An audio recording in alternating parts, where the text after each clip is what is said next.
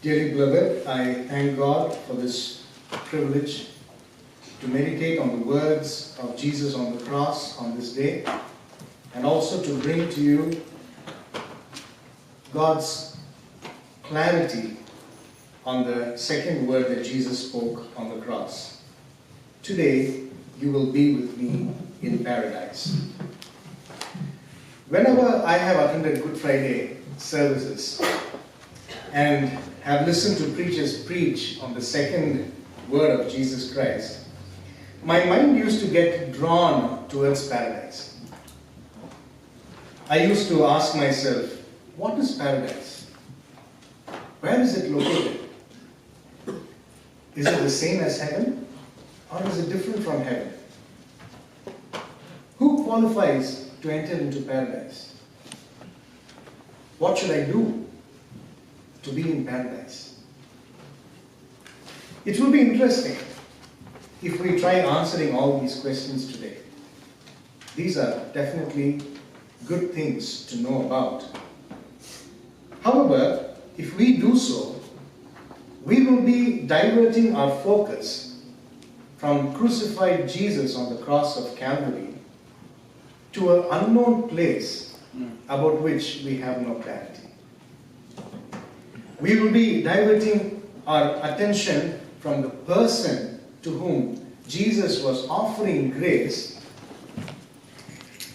and instead we will be focusing on a place where we are not sure where it is, what it will take to be there. Of course, the Bible definitely has a lot of references about paradise.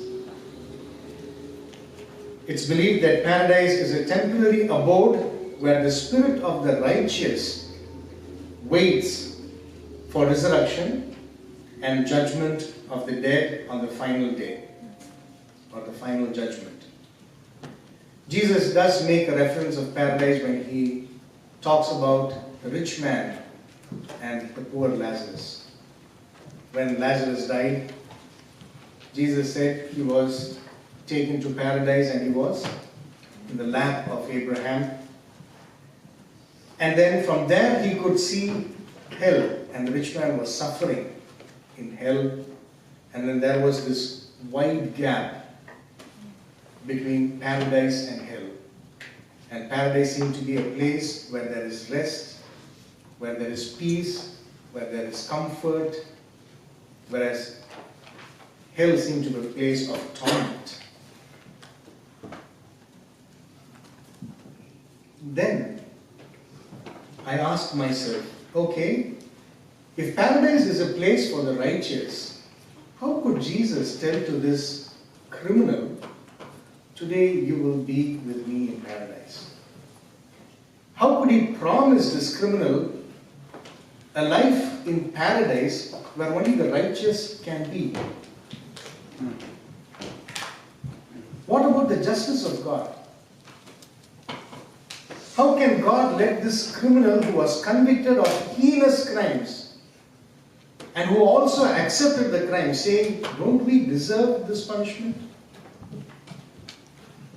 How can he let this kind of a criminal share the same place where the righteous, who might have worked hard to qualify to be in paradise, are resting?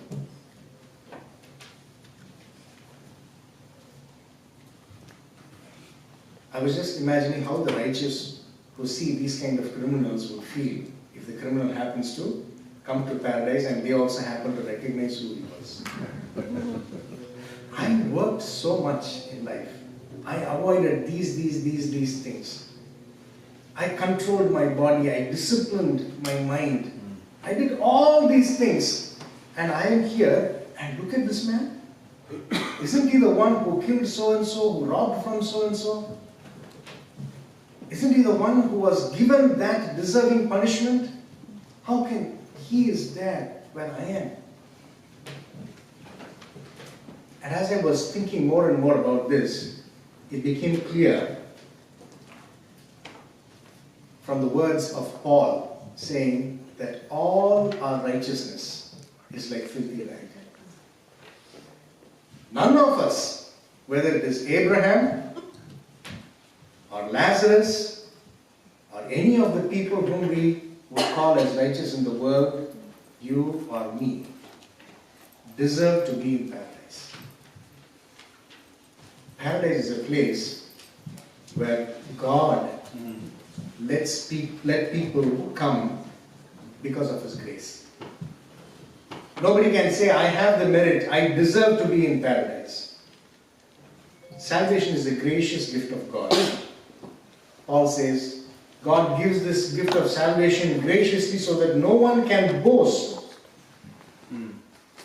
God in Jesus Christ offered that salvation to this man because, number one, he acknowledged that he was a sinner. He acknowledged that he doesn't deserve to be in paradise, or he doesn't deserve any kind of goodness, but only punishment.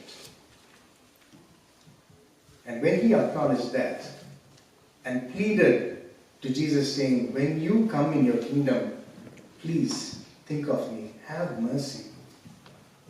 Then Jesus told him, today you will be with me in paradise. Friends, we cannot in any way claim that we deserve to be in paradise. It is not our work that qualifies us.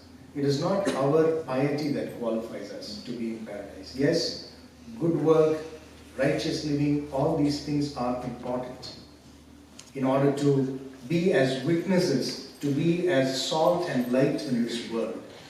However, what ultimately qualifies us to enter into paradise is the grace of God.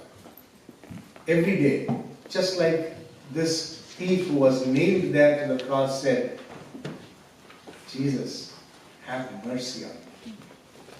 When you come in your kingdom, please remember me. In the same way, if we look up to Jesus and say, Lord, have mercy on us, pardon us, forgive us, then Jesus will clothe us with His righteousness. We will be offered righteousness as a gift. And when our time in this world ends, we too will be offered a seat with Abraham, Lazarus, the righteous, and this thief who also qualified in the last minute to be there in paradise. May God help us to develop that kind of humility in our lives.